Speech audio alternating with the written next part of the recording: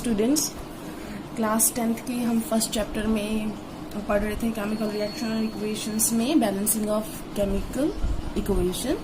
उसके हमने क्वेश्चन भी कर लिए थे। थर्ड क्वेश्चन पे थे हम, जो मैंने आपको करने के लिए दिया था। एक बार उसे समझा देती हूँ मैं, अगर आप लोगों को कुछ दिक्कत आई हो तो। उसमें क्वेश्चन नंबर जो 3 था, उसका फर्स्ट पार्ट मैंने सॉल्व करके दिखा दिया था आपको कि आपकी टर्म्स के साथ आपने स्टेट सिंबल्स के साथ आपने कैसे लिखना है। तो वो मैंने बताया था कि बेरियम क्लोराइड का एक्वस सॉल्यूशन, तो BaCl2 फॉर्मूला हो जाएगा। एक्वस सॉल्यूशन है तो AQ लिखेंगे। सोडियम सल्फेट के एक्वस सॉल्यूशन के साथ Na2SO4 के एक्वस सॉल्यूशन के साथ रिएक्शन करता है तो अवशेप बनता है बेरियम सल्फेट का, प्रेसिपिटेट बनता है बेरियम सल्फेट का। अवशेप मतलब एघुलेंशियल पदार्थ, इनसॉल्युबल सॉलिड, तो उसको हम सॉलिड स्टेट में दिखाएंगे। प्लस NaCl का एक्वा सॉल्यूशन बनता है, जलीय विलयन। तो अगर उसको बैलेंसिंग करेंगे तो आपको left hand side, right hand side सब दिखा रखा है। आप देखेंगे वो बैलेंस नहीं है क्योंकि इस साइड 2 Na है और इस साइड 1 Na है। तो जब आप दोबारा उसी इक्वेशन को लिखेंगे फिर आप इसको बैलेंसिंग करेंगे। उस हिसाब से आपने करना था पूरा बड़ा क्वेश्चन करके। मैं आपको सिर्फ बैलेंसिंग बता रही हूँ, आप बाकी आप खुद कर सकते हैं। अब यहाँ पर आपको देखो 2 क्लोरीन दिखाई दे रहे हैं और यहाँ पे 2 Na दिखाई दे रहे हैं। तो अगर हम यहाँ पर 2 रख देते हैं तो ये दोनों की पूर्ति हो जाती है, दोनों की कंडीशन कर देते हैं। इस साइड भी 2 क्लोरीन है, इस साइड भी 2 क्लोरीन है, इस साइड भी 2 सोडियम है, इस साइड भी 2 सोडियम है। अब आप left hand side, right hand side करके लिखेंगे तो देखो barium 1 barium, 2 chlorine 2 chlorine, 2 sodium 2 sodium, 1 sulphur 1 sulphur, 4 oxygen 4 oxygen. अब ये आपकी इक्वेशन बैलेंस हो गई है। दूसरा क्वेश्चन जो था वो था सोडियम हाइड्रोक्साइड का विलयन। तो सोडियम हाइड्रोक्साइड का विलयन, इसका मतलब NaOH, ये एक्वा सॉल्यूशन हो गया।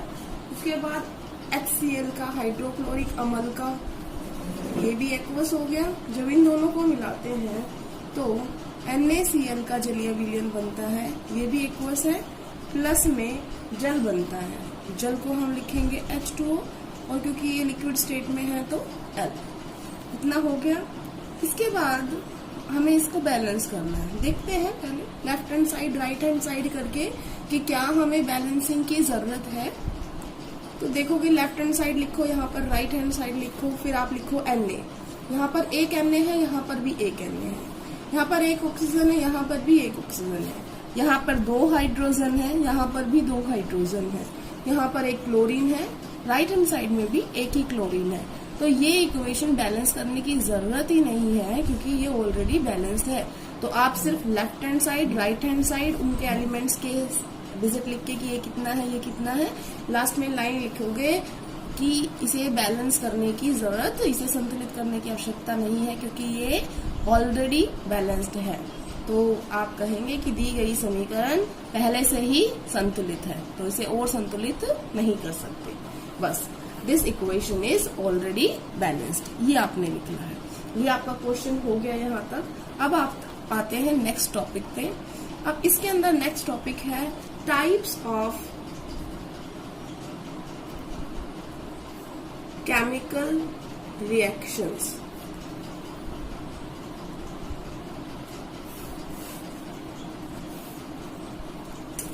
बेटा, जब भी हम कुछ किसी के टाइप पढ़ते हैं तो आपको हमेशा बोलती हूँ कोई क्राइटेरिया होता है, उसका पता होना आपको ज्यादा जरूरी है।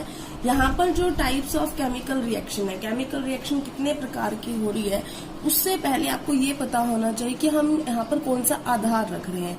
आधार यहाँ पर ये है कि कितने अभिकारक थे और कितने उत्पाद बन रहे हैं, मतलब कितने रिएक्टेंट्स कंबाइन कर रहे हैं, कितने प्रोडक्ट्स वहां पर बन रहे हैं। तो इसका मतलब यहाँ पर रिएक्टेंट्स और प्रोडक्ट्स की क्वांटिटी एक तरीके से बताई जा रही है कि यहाँ पर कम है, यहाँ पर ज्यादा है।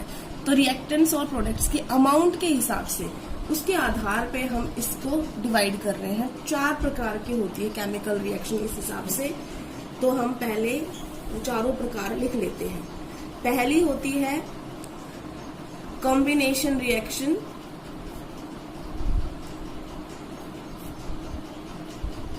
बेटा रिएक्शन को शॉर्ट में लिखने के लिए मैं आरएक्शन लिख रही हूँ, रिएक्शन पूरा ऐसे ही स्पेलिंग होती है उसको। तो कॉम्बिनेशन रिएक्शन का हिंदी में नाम होता है, या तो आप उसे संयोजी लिख देते हैं या संयोजन। तो यहाँ पर संयोजी या संयोजन दोनों ही एक ही हैं। संयोजी भी बोल देते हैं कहीं कहीं पर, संयोजन भी बोल देते हैं। संयोजन अभिक्रिया, ये पहली टाइप हो गई। दूसरी टाइप इंग्लिश मीडियम में जो बच्चे हैं वो कॉम्बिनेशन याद करेंगे। सेकेंड टाइप क्या हो गई? डिकम्पोजिशन। ठीक है, हिंदी में उसको बोलते हैं विघटन। ठीक है, विघटन। और यहाँ पर डिस्प्लेसमेंट। यहाँ पर बेटा यहाँ पर एक और नाम भी इसके लिए यूज होता है, वियोजन। इसका उल्टा याद कर लो, ये जल्दी याद हो जाएगा। वियोजन संयोजन का एग्जैक्टली उल्टा है। तो हिंदी मीडियम इस नाम को छोड़कर इसको याद कर ले, ये जल्दी याद हो जाएगा। संयोजन वियोजन, एग्जैक्टली उल्टा है वियोजन। उसके बाद तीसरी टाइप जो होती है वो होती है डिस्प्लेसमेंट। इसको हिंदी मीडियम में बच्चे बोलेंगे विस्थापन। चौथी टाइप जो है वो हमारी है डबल डिस्प्लेसमेंट।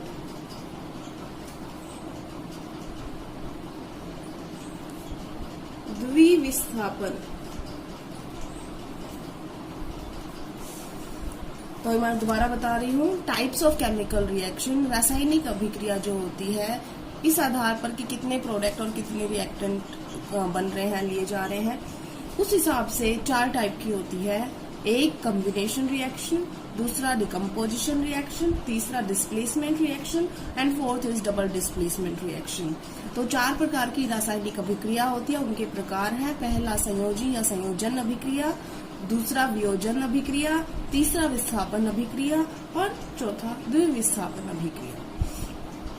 अब हम इनको पढ़ते हैं कि एक्चुअल में क्या होता है। देखो जैसे नाम से इसमें पता चल रहा है कॉम्बिनेशन। अब कॉम्बिनेशन का मतलब क्या होता है? कंबाइन। वह रिएक्शन जिसके अंदर क्या हो? कंबाइन हो। तो इसमें आप परिभाषा लिखेंगे कंबाइन कैसे होते हैं भाई। मान लो मैंने लिखा C+O2, तो अब ये दोनों जुड़ गए ना, हमने क्या लिख दिया? C+O2 को मिला के क्या लिख दिया? CO2। दूसरी रिएक्शन लिख लेते हैं Mg+O2, दोनों को मिला के क्या लिख दिया हमने? MgO। बैलेंस अगर लिख दें तो हम ये लो बैलेंस भी लिख दिया। तो इसका मतलब क्या इसकी डेफिनेशन कही जाएगी? वह रासायनिक अभिक्रिया जिसके अंदर 2 या 2 से ज्यादा अभिकारक मिलकर सिर्फ एक उत्पाद का निर्माण कर रहे हैं। That reaction in which 2 or more than 2 reactants combine to form products। Simple है, कंबाइन किया है और क्या बना दिए? प्रोडक्ट्स बना दिए। तो रिएक्टेंट 2 या 2 से ज्यादा होंगे और प्रोडक्ट मिलकर बनेगा। ठीक है, ये आपको समझ में आ गया होगा। सिंपल है, कंबाइन मतलब कंबाइन करके बना है, जुड़ के बना है, तो हमने दोनों को जोड़ दिया। ठीक है, तो अब आते हैं हम दूसरी टाइप में, डिकम्पोजिशन रिएक्शन। जो आपने संयोजन में किया उसका एग्जैक्टली उल्टा कर दो। आप जो भी किया आपने इसमें उसका उल्टा कर दो। उल्टा करोगे तो मतलब देखो, संयोजन मतलब क्या था? योग था। यहाँ पर संयोजन मतलब योग कर रहे थे, हम जोड़ रहे थे। वियोजन, तो यहाँ पे क्या करना पड़ेगा हमें? वियोग। वियोग मतलब सेपरेट करना पड़ेगा। तो डिकम्पोजिशन का मतलब उल्टा करना है आपने कॉम्बिनेशन का। तो इस अभिक्रिया में आप इसी से एग्जाम्पल ले लो।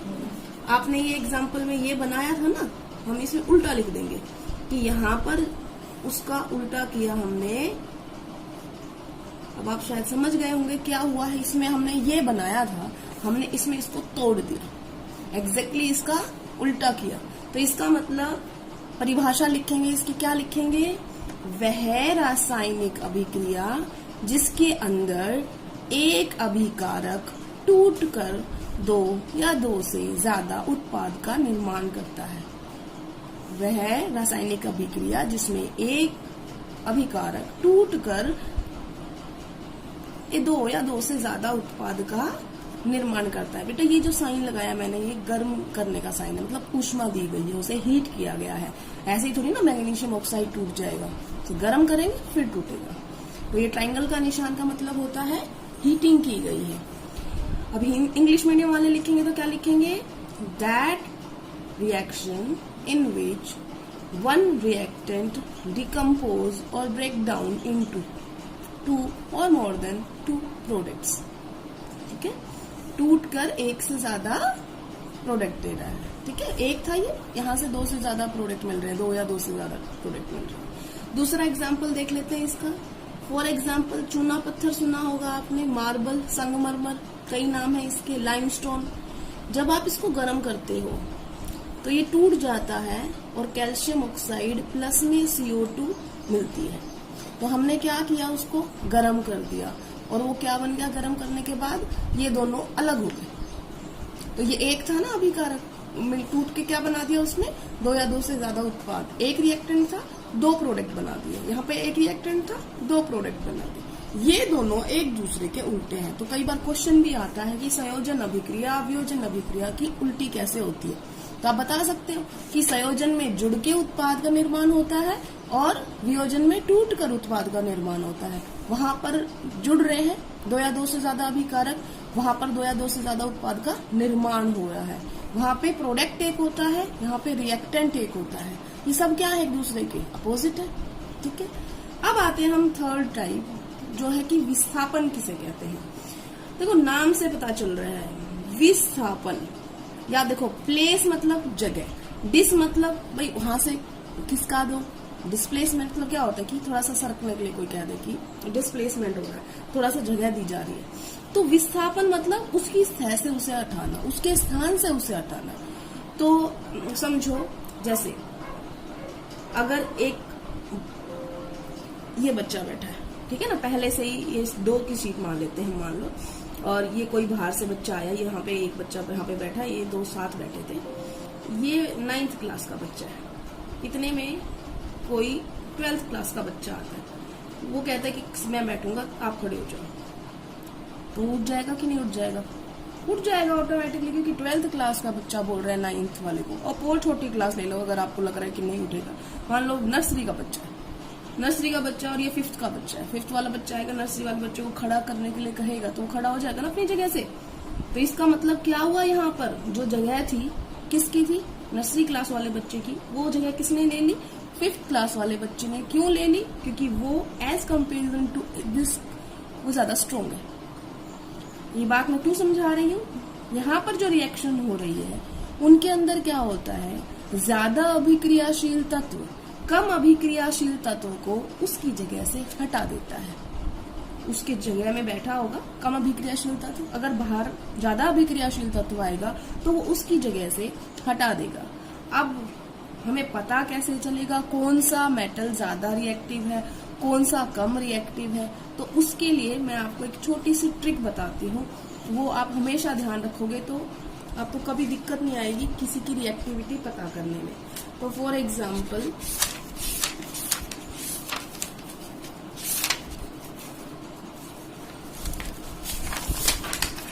यहाँ पर मैं सक्रियता श्रेणी लिख रही हूँ, जिससे हमें ये पता चले कि कौन सा ज्यादा रिएक्टिव है, कौन सा कम। सक्रियता श्रेणी रिएक्टिविटी सीरीज को बोलते हैं। ये आपके बाद में भी आएगी, बट मैं पहले ही करवा रही हूँ क्योंकि विस्थापन से रिलेटेड है। तो सक्रियता श्रेणी, देख नाम से पता चल रहा है वह श्रेणी जिसमें जो तत्व हैं वो सक्रियता वाइज रखे हों, रिएक्टिविटी वाइज रखे हों। जो ज्यादा रिएक्टिव होगा वो टॉप पर आएगा, धीरे धीरे रिएक्टिविटी घटती जाएगी उस हिसाब से। तो अब इसमें सबसे पहले हम लिखते हैं, आप मेरी बात ध्यान रखना, मैं क्या बोल रही हूँ, पढ़ना। पहले मैं लाइन लिख देती हूँ ताकि आपको दिक्कत ना हो। पढ़ना साइंस, मैथ, जिल, हाई कोर्ट का मैसेज है। ठीक है ना, पढ़ना साइंस, मैथ, जिल, हाई कोर्ट का मैसेज है। अब इस लाइन को आप याद कर लो, आपको याद रहेगी हमेशा। ये लाइन याद रख लोगे तो आपको कोई सक्रियता श्रेणी याद करने की जरूरत नहीं है। अब हम लिख रहे हैं इसको, देखो पढ़ना, पढ़ना, ठीक है, पी से पढ़ना हो गया। साइंस, तो साइंस में एस और सी। पढ़ना, साइंस, मैथ, मैथ्स एम से शुरू हो गया, मैथ। जिल, जिल मैंने बीच में ऐड किया है, इसको आप यूज कर लें बस। पढ़ना, साइंस, मैथ, जिल, हाई कोर्ट का मैसेज है, मैसेज है, ठीक है, ये आ गया। अब देखो कहां पर कौन सा है। पढ़ना, पढ़ना मतलब पोटेशियम,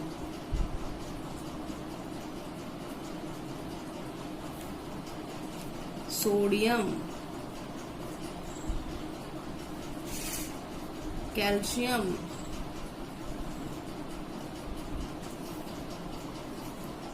मैग्नीशियम। अगर आप और भी ऐड करना चाहो तो मैथ का ए भी ले सकते हो आप। एल्यूमिनियम, जिल का zinc, iron, iron, lead, hydrogen, copper, M से मर्क्यूरी, एस से सिल्वर, जी से गोल्ड। अब आपको इतने सारे एलिमेंट्स का एक बार में पता चल गया कौन सा ज्यादा रिएक्टिव है, कौन सा कम है। सबसे ऊपर वाले ज्यादा रिएक्टिव है, फिर धीरे धीरे सक्रियता घटती जा रही है। तो अब देखो, पढ़ना याद रह जाएगा, पढ़ना, साइंस को एक साथ लिखा था हमने, पढ़ना, साइंस, मैथ के लिए एम में ले लिया हमने, मैथ, जिल, हाई कोर्ट, मैसेज। बस पढ़ना, साइंस, मैथ, जिल, हाई कोर्ट, मैसेज याद रह जाएगा। अब पी से पोटेशियम, एस से सोडियम, सी से कैल्शियम, एम से मैग्नीशियम, ए से एल्यूमिनियम, जेड से जिंक, आई से आयरन, एल से लेड, एच से हाइड्रोजन, सी से कॉपर, एम से मर्क्यूरी, एस से सिल्वर, जी से गोल्ड। अब इनके मैं सिंबल लिख देती हूँ ताकि कभी फ्यूचर में आए तो आपको उनका पता हो। पोटेशियम के लिए सिंबल क्या होता है, के। सोडियम के लिए क्या होता है, Na। कैल्शियम के लिए क्या होता है, Ca। मैग्नीशियम के लिए क्या होता है, Mg। एल्यूमिनियम के लिए Al। जिंक के लिए Zn। आयरन के लिए Fe। देखो बात सब ध्यान रह जाएगा, आयरन का ध्यान से रखना। Iron Fe, lead Pb, hydrogen H, copper Cu, mercury Hg, silver Ag, gold Au। ये आपके सारे एलिमेंट्स आ गए हैं। आपने रिएक्टिविटी सीरीज एक तरीके से याद भी कर ली होगी अभी तक। अब मैं आपको बताती हूँ क्या कह रही थी मैं थोड़ी देर पहले। फॉर एग्जाम्पल, डिस्प्लेसमेंट रिएक्शन का एक उदाहरण मैं लिखना चाहूंगी, तो पहले मैं इसका उदाहरण इसके सामने लिख देती हूँ, फिर पूछूंगी मैं आपसे कि क्या वो रिएक्शन हो सकती है या नहीं हो सकती है। तो मैं 2 रिएक्शन लिखती हूँ और फिर आपको पता चलेगा कि इस रिएक्टिविटी सीरीज का क्या मतलब है। एक रिएक्शन मैंने ये लिखी है और एक रिएक्शन मैं ये लिख रही हूँ।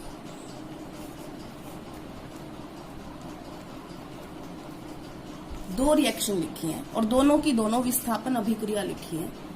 इसमें से इन दोनों में से एक ही टाइप की रिएक्शन होती है, एक नहीं होती है, ठीक है। तो विस्थापन तो आप समझ गए होंगे क्या हुआ है कि जो बाहर आया उसने एक एलिमेंट को उसकी जगह से हटा दिया, खुद उसकी जगह पे चला गया। बाहर कोई एलिमेंट है, वो आया, पहले से कोई यौगिक बना के बैठा था, उसको उसकी जगह से हटाया, खुद बैठ गया उसकी जगह, तो ये होगा विस्थापन। लेकिन मैं कह रही हूँ इन दोनों में से एक रिएक्शन जो है वो गलत है, वो हो ही नहीं सकती। तो आप पता कैसे लगाओगे इसमें? तो मैंने शुरुआत में ही आपको क्या बोला था, विस्थापन अभिक्रिया की परिभाषा क्या बताई थी? वह अभिक्रिया जिसमें एक ज्यादा अभिक्रियाशील तत्व कम अभिक्रियाशील तत्व को उसके यौगिक में से निकाल देता है, ठीक है। Displacement reaction are those reaction in which a strong reactive element displaces या removes weaker element, weak reactive element from its solid जो सॉल्यूशन हो या उसका कंपाउंड हो, उसके में से निकाल देता है। तो अब देखो, ये हमारा, हमें नहीं पता ये कैसा है, हमें ये भी नहीं पता ये कैसा है, लेकिन ये इसको हटाने आया है, ये कॉपर को हटाने आया, कॉपर यहाँ पर जिंक को हटाने आया है। तो यहाँ पर आपकी जो सक्रियता श्रेणी है वो मदद करेगी। अब मैंने आपको क्या बताया था कि ऊपर वाले रिएक्टिव है, नीचे सक्रियता घटती जा रही है। तो आप ढूंढो जिंक और कॉपर में से ज्यादा रिएक्टिव कौन है। तो जिंक कहाँ है, देखो ये रहा जिंक, ठीक है, और कॉपर कहाँ है, ये रहा कॉपर। अब आपसे पूछती हूँ ज्यादा सक्रिय धातु कौन सी है, जिंक है। तो इसका मतलब ये कौन सी क्लास का बच्चा हुआ, ये 5th स्टैंडर्ड का है, और ये कौन सी क्लास का है, नर्सरी क्लास का। सक्रियता में क्या है, नीचे है ना। तो ज्यादा सक्रिय कम सक्रिय को उसकी जगह से निकाल सकता है। इसका मतलब ये रिएक्शन हो जाएगी, क्योंकि ज्यादा सक्रिय ने कम सक्रिय को उसकी जगह से निकाल दिया। ठीक है, अगर ये वाली रिएक्शन कोई कहे क्यों नहीं हो सकती, तो देखो आप, ये क्या है, ये नर्सरी का बच्चा है, 5th वाले को बोलता है हट जाओ, नहीं हटेगा। क्यों नहीं हटेगा, क्योंकि वीकर है ना। कम सक्रिय धातु ज्यादा सक्रिय धातु से उसको नहीं हटा सकती, कम सक्रिय धातु ज्यादा सक्रिय धातु को उसके यौगिक में से नहीं निकाल सकती। इसका मतलब ये रिएक्शन पॉसिबल नहीं है। तो आप तुम्हें समझ में आ गया विस्थापन अभिक्रिया क्या कहते हैं। जब ज्यादा सक्रिय तत्व, ज्यादा अभिक्रियाशील तत्व कम अभिक्रियाशील तत्व को उसके यौगिक में से निकाल दे, वह अभिक्रिया विस्थापन अभिक्रिया कहलाती है। That reaction in which a very reactive element displaces weaker element, weak reactive element from its compound or its solution, then this reaction is called displacement reaction. तो इसका एग्जाम्पल क्या लिख दिया हमने, जिंक प्लस में CuSO4 gives ZnSO4 प्लस में Cu। अब आप इनमें से किसी के साथ भी बना सकते हो। फॉर एग्जाम्पल जिंक आयरन से भी ज्यादा स्ट्रॉन्ग है, तो आप एक रिएक्शन और लिख सकते हो, क्या, zinc plus iron sulphate will give rise to ZnSO4 plus में आयरन, क्योंकि जिंक ज्यादा रिएक्टिव है आयरन से। इतना समझ में आ गया। उसके बाद हम आते हैं डबल डिस्प्लेसमेंट रिएक्शन पे। तो डबल डिस्प्लेसमेंट रिएक्शन क्या होती है, देखो नाम से ही पता चल रहा है, डबल मतलब 2 बार, डिस्प्लेसमेंट की 2 बार डिस्प्लेसमेंट है। तो 2 बार डिस्प्लेसमेंट है, तो अभी तो आपने पढ़ा था क्या, देखो जब आपने एक बार विस्थापन पढ़ा तो सिर्फ एक कंपाउंड लिया और बाहर एक तत्व लिया। अगर 2 बार विस्थापन हो रहा है तो इसका मतलब इसका इधर जाएगा एलिमेंट और उसका इधर जाएगा। तो इसका मतलब जब मैं यहाँ पर डबल डिस्प्लेसमेंट का एक एग्जाम्पल आपको समझाना चाहूंगी पहले। तो डबल डिस्प्लेसमेंट का देखो फॉर एग्जाम्पल हमने लिया यहाँ पर BaCl2 प्लस में Al2SO4 की rise will give rise to BaSO4 plus में। ये रिएक्शन आपने शायद थोड़ी देर पहले बैलेंसिंग में भी पढ़ी थी, तो ये हमने कर दी है बैलेंस, यहाँ पर हो गई है बैलेंस। अब आपसे मैं क्या कह रही हूँ, देखो क्या बना यहाँ पर प्रोडक्ट, देखो BaSO4। इसका मतलब Ba ने किसको रिप्लेस करके उसकी जगह पे आ गया, एल्यूमिनियम की जगह पे। तो वो ऐसा नहीं हो कि एल्यूमिनियम घर छोड़ के चला गया, वो उसकी जगह पे आ गया। बेरियम ने सल्फेट के साथ प्रोडक्ट बनाया, एल्यूमिनियम ने क्लोरीन के साथ बना दिया। तो इसका मतलब कितनी बार विस्थापन होने, तीर का निशान का मतलब 1 बार विस्थापन, कितनी बार हुआ, 2 बार विस्थापन। तो डबल डिस्प्लेसमेंट में क्या होता है, आयंस एक्सचेंज होते हैं। जैसे तुम ये समझ लो, 2 बच्चे यहाँ बैठे थे, 2 बच्चे यहाँ बैठे थे, एक बच्चा यहाँ से उठ के आया तो वो कहीं और नहीं गया, इसी की सीट पे बैठा, और वो बच्चा जो उठ के गया वो उसकी सीट पे, सीट एक्सचेंज हो गई। तो यहाँ पर इसकी परिभाषा क्या कहेंगे हम, वह अभिक्रिया जिसके अंदर आयनों का आदान प्रदान होता है, that reaction in which exchange of ions occurs. यहाँ पर क्या होता है, एक्सचेंज ऑफ आयंस। ठीक है, एग्जाम्पल मैंने आपको बता दिया, इस टाइप का कोई और एग्जाम्पल। दूसरा अगर एग्जाम्पल लिखे तो BaCl2 प्लस में, इसमें थोड़ा सा चेंज कर लो, एल्यूमिनियम सल्फेट की जगह पे मैंने सोडियम सल्फेट लिख लिया, और ये बन जाएगा BaSO4 प्लस में 2 NaCl। शायद ये भी पहले आ चुकी है। तो ये भी किसका उदाहरण होगा, द्विविस्थापन का। ठीक है, अगर आपको फिर भी थोड़ा सा डाउट है कि मैम नहीं समझ में आ रहा, कैसे कोई रिएक्शन से आप बताओगे कि कौन सा कॉम्बिनेशन है, कौन सा डिकम्पोजिशन है। तो एक छोटा सा आपको तरीका बताती हूँ। कॉम्बिनेशन में हमेशा आपको 2 या 2 से ज्यादा चीजें मिलेंगी और दूसरी साइड क्या मिलेगा, एक चीज। तो आपको जब भी रिएक्शन कोई दे तो आप ये देखो कि उनके बीच में बराबरी है कि नहीं है। एक साइड ज्यादा हो और एक साइड कम हो तो इन दोनों में से ही होगा कोई, क्योंकि इन दोनों में देखो ध्यान से अगर आप देखोगे, इस साइड भी 2 है, इस साइड भी 2 है, इस साइड भी 2 है और इस साइड भी 2 है। इसका मतलब अगर आपको कहीं पर प्रोडक्ट ज्यादा मिल रही है, रिएक्टेंट ज्यादा मिल रहे हैं, तो इन दोनों में से कोई होगा। अगर रिएक्टेंट ज्यादा है तो कॉम्बिनेशन, और अगर प्रोडक्ट ज्यादा है तो डिकम्पोजिशन। और अगर दोनों साइड 2-2 है, जैसे इन दोनों के केस में है, बराबरी है, तो आप कैसे पता लगाओगे? अगर एक हो तत्व और दूसरा हो यौगिक, एक हो एलिमेंट और दूसरा हो कंपाउंड, तो आपका मतलब वो डिस्प्लेसमेंट है। और अगर दोनों ही कंपाउंड हो, दोनों साइड, तो इसका मतलब वो क्या है, डबल डिस्प्लेसमेंट। ठीक है, तो इसके लिए मैं आपको एक प्रैक्टिस के लिए क्वेश्चन दे देती हूँ। फॉर एग्जाम्पल ये मैंने लिखा, ठीक है, मैंने बैलेंस अभी नहीं किया, चलो बैलेंस भी कर देती हूँ। ये हो गई बैलेंस। अब आप बताओ ये कौन सी टाइप की अभिक्रिया है? तो आप देख रहे हो तो इस साइड अभिकारक ज्यादा है, प्रोडक्ट कम है, तो इसका मतलब ये क्या हुआ, जुड़ गए, जुड़ के बन गया एक। तो जब रिएक्टेंट ज्यादा होते हैं तो इसका मतलब ये किस टाइप की होगी, संयोजी अभिक्रिया, कॉम्बिनेशन। ठीक है, चलो दूसरा एग्जाम्पल देते हैं। अब इस साइड 1 है, इस साइड 2 है, तो इसका मतलब या तो संयोजी होगी या वियोजी होगी, लेकिन संयोजी नहीं हो सकती क्योंकि यहाँ पर 2 से ज्यादा अभिकारक नहीं है, यहाँ पर प्रोडक्ट ज्यादा है। इसका मतलब ये चीज टूटी है, टूट के 2 या 2 से ज्यादा बने हैं, तो इसका मतलब क्या होगी, डिकम्पोजिशन। और अगर कोई ऐसी रिएक्शन दे जिसके अंदर दोनों साइड बराबर है, एक ये है, एक ये है, एक ये है, एक ये है, 2-2 बराबरी आ रही है, 2 अभिकारक हैं, 2 उत्पादक, तो उसमें से देखो कि अगर कोई एक तत्व है और दूसरा यौगिक है, तो एक तत्व दूसरा यौगिक, तो वो डिस्प्लेसमेंट है। और अगर दोनों साइड 2-2 हो और उनमें से दोनों ही क्या हो, कंपाउंड हो, यौगिक हो, तो वो डबल डिस्प्लेसमेंट। तो बेटा आज हमने बहुत बड़ा जो इम्पोर्टेंट टॉपिक था वो हमने कवर किया है। और आपने क्या करना है, आपने सिर्फ इतना करना है, बाकी क्वेश्चंस मैं बाद में करवा दूंगी। आपने लिखना है रासायनिक अभिक्रिया कितने प्रकार की होती है, ठीक है ना, टाइप्स ऑफ केमिकल रिएक्शन। आधार मैंने बता दिया था, रिएक्टेंट्स और प्रोडक्ट्स कितने हैं उस आधार पर। तो ये आपने 4 प्रकार लिखने हैं, उनकी परिभाषा लिखनी है और उनके एग्जाम्पल लिखने हैं। यही आपका होमवर्क होगा। Thank you class.